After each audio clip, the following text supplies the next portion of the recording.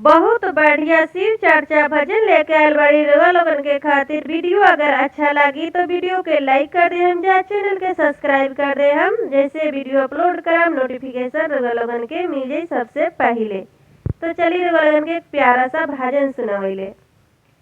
शिवा गुरु के बगिया में भांगिया धातुरवा, ओही बगिया में नागिन जपे नमः शिवाय। ओही बगिया में नागिन जपे नमः शिवाय। ओही बगिया में सुनाता सुनाता हमर शिवा गुरु आईनी, अरे शिवा गुरु आईनी। ओही बगिया में उनकर डमरू हेराइले। ओही बगिया में उनकर डमरू हेराइले। ओही बगिया में शिवा गुरु के बगिया में भांगिया धातुरवा, ओही बगिया में भावड़ा जपे नमः शिवाय। ओही बगिया में भावड़ा जपे नमः शिवाय। ओही बगिया में सुनता सुनता हमर शिवा गुरु आईनी, अरे शिवा गुरु आईनी। ओही बगिया में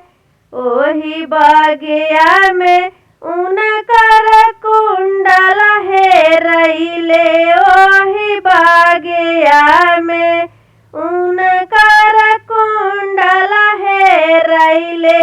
ओही बगिया में शिवाजी बगिया में भांगिया धातुरवा।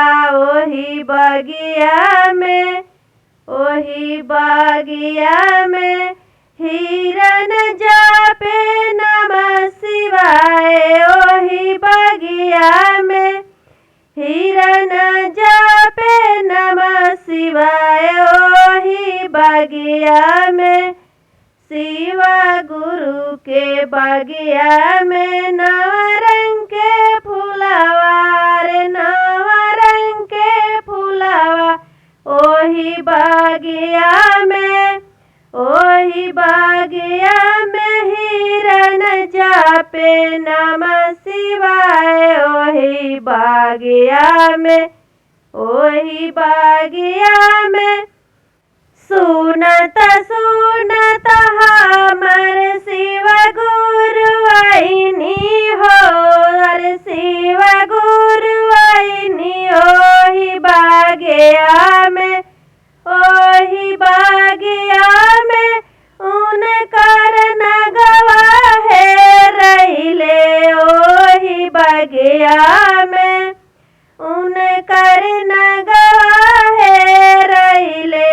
ओही बगिया में शिवा गुरु के बगिया में चंपा चमेली हो, चंपा चमेली। ओही बगिया में सखिया जपे नमः शिवाय। ओही बगिया में सखिया जपे नमः शिवाय। ओही बगिया में सुनत सुनत हमर शिवा गुरु आईनी। ओही बगिया में उनकर किला हेराइले।